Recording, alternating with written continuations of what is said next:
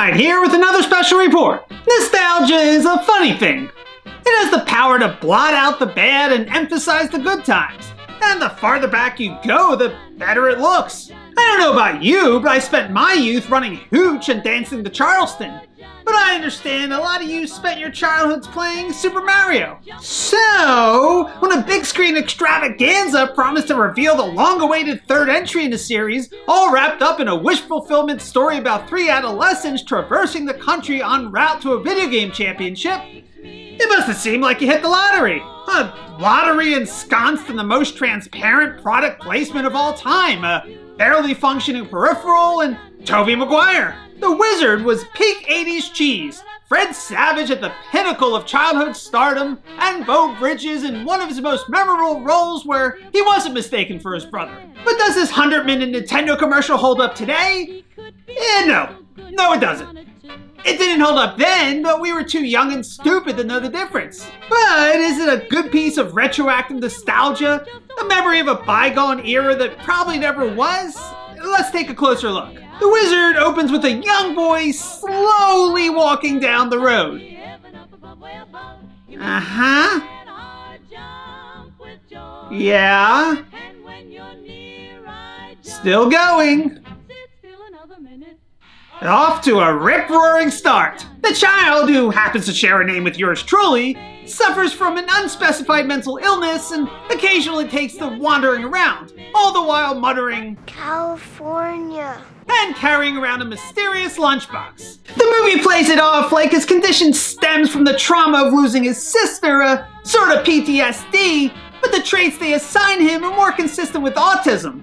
Specifically, the sort of Hollywood autism that gives you godlike superpowers, like the ability to perform complex mathematical equations in your head, or in this case, mastering complex NES titles like Ninja Gaiden the first time you pick up the controller.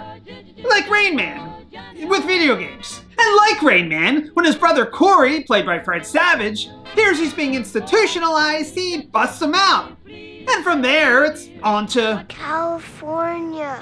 This being a movie and an 80s movie, the two kids have no problem hitching rides across the country, eventually coming across a streetwise girl named Haley, played by Jenny Lewis. Haley immediately notices Jimmy's preternatural Nintendo skills, and since her mom was a degenerate gambler, she has the brilliant idea to hustle her way to California, by having Jimmy play some product placements, of course. While that's happening, Corey and Jimmy's other brother, Nick, played by Christian Slater, is searching for the boys with their father, Sam, played by Beau Bridges. And since Jimmy was technically living with his mother and stepfather, because it's an 80s kids movie, so the mother's either dead or estranged, because of Jimmy's disappearance, they hire a bounty hunter, Mr. Putnam, to find him. The movie casts Putnam as the bad guy, and even a pedophile, but even if he does seem like a prick, he's trying to retrieve a lost little boy who obviously can't take care of himself. Sam even shames Putnam for doing his job. But why? Pretty sure if, God forbid, our own kids flew the coop, we'd want the Putnam character to triumph. Anyway, they're all headed towards California for what the kids eventually realize is a gaming tournament called Video Armageddon in Universal Studios Hollywood. And while Video Armageddon was fictional, Nintendo would eventually hold the Nintendo World Championships, which ran in 1990, 2015, and 2017.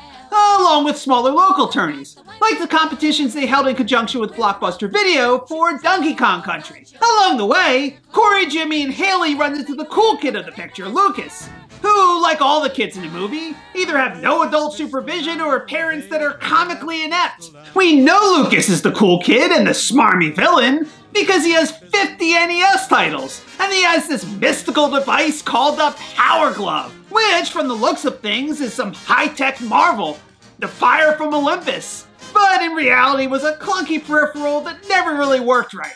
I love the Power Glove. It's so bad. Finally, everyone arrives in Universal Studios, and the kids are somehow able to get in with like 20 bucks to their name. Jimmy enters Video Armageddon, which eventually leads to the reveal of Super Mario Bros. 3. I know that seems trite now, but no one heard of the interwebs back then, and information got around a lot slower, which was A-okay for Nintendo, which was always super protective of its own IPs. This was the first public reveal of Mario 3, and if kiddies wanted to witness this seminal moment in history, they'd have to drag their parents to see the wizard. Naturally, Jimmy triumphs by earning points in ways the game never intended, bringing the family back together, all courtesy of Nintendo. All the characters begin the long journey home, stopping along the way for Jimmy to leave his lunchbox at the famous Cabazon Dinosaurs tourist trap in Cali, where his sister found happiness. And so, after countless felonies, child endangerment, and the dumbest adults outside a Stephen King novel, the movie ends. So is it good? Heck no. Anyone above the age of 7 realized that back in 1989. But the movie functions as wish fulfillment for children, like a Nickelodeon production where adults are irrelevant and kids run the show. Anyone raised on a steady diet of NES sadomasochism can't help but feel a sense of nostalgia, even if most of the movie is pure fantasy. But as a kid, this is how the world felt to us. The adults were squares and life was filled with fantastic possibilities and bona fide wonder. And sometimes, just sometimes, it's fun to get lost in an alluring fairy tale like The Wizard. Thanks for joining me for another special report. Please remember to like this video and subscribe to my televisual program, and I'll see you next time. This is Jimmy Midnight signing off.